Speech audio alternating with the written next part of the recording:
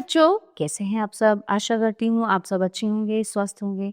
स्वागत है आपका इस कक्षा में। आइए आज हम पढ़ते हैं व्याकरण का पाठ 7 कारक।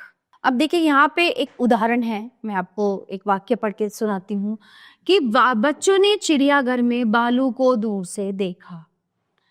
ठीक है, अब इस वाक्य में ने, में, को, से विशेष चिन्ह हैं जिन्हें हाईलाइट किया गया है, जो वाक्य में शब्दों के बीच संबंध बताते हैं। ये चिन्ह कारक कहलाते हैं। इन्हें विभक्ति या परसर्ग भी कहते हैं।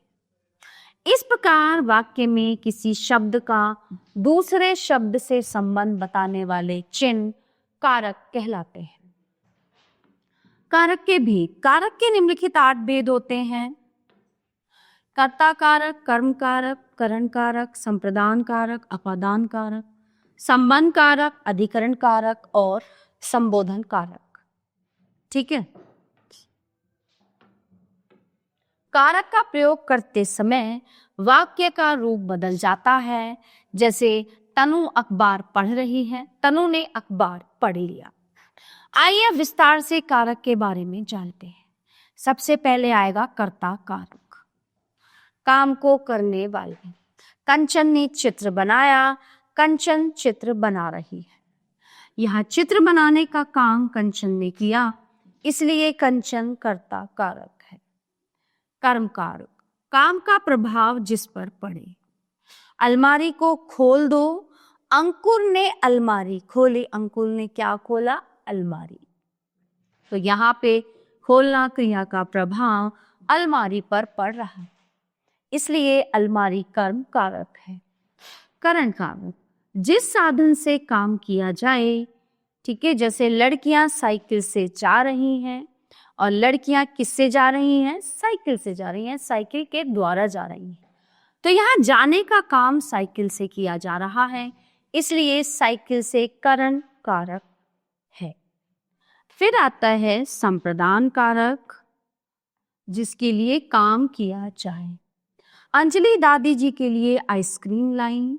अंजलि ने दादी जी को आइसक्रीम दी। अंजलि आइसक्रीम किसके लिए लाई? दादी जी के लिए। अंजलि ने आइसक्रीम किसे दी? दादी जी को दी। तो यहाँ अंजलि ने दादी जी के लिए आइसक्रीम देने का काम किया, इसलिए दादी जी के लिए दादी जी को संप्रदान कारक है। ठीक है, फिर आता है अपादान कारक, किसी से अलग होना या दूरी या तुलना करना। तो पेड़ से पत्ते गिर रहे हैं, पीले पत्ते हरे पत्तों से बड़े हैं, पेड़ मेरे घर से दूर है। तो यहाँ पे क्या आया? दूरी।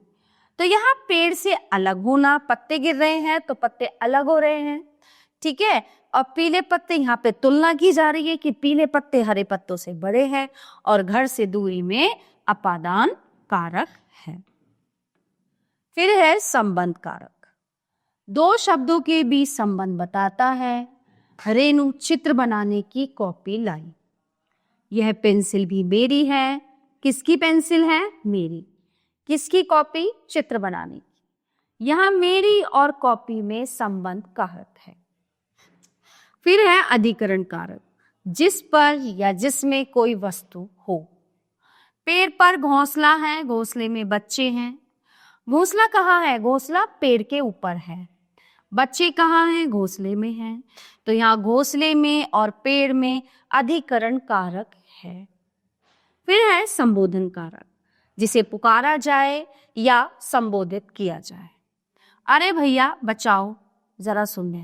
किसे पुकारा गया? भैया को। यहाँ अरे भैया संबोधन कारक है। ध्यान रखें, संबोधित करते समय बच्चों, भाइयों, लड़कों, लड़कियों शब्द का प्रयोग किया जाता है। बच्चों, भाइयों, लड़के, लड़कियों का, लड़कों, लड़कियों का नहीं। तो इस पाठ में हम जान गए हैं कि कारक संज्ञा या सर्वनाम का संबंध वाक्य के दूसरे शब्दों से बताता है। कारक के 8 भेद होते हैं: कर्ता, कर्म, करण, संप्रदान, अपादान, संबंध, अधिकरण और संबोधन। कारक लगने पर संज्ञा, सर्वनाम और विशेषण का रूप बदल जाता है। प्यारे बच्चों, ये पाठ यहीं पे समाप्त होता है। आशा करती हूँ आपको अच्छे से समझ आया होगा। मिलते हैं अगली कक्षा में। धन्यवाद।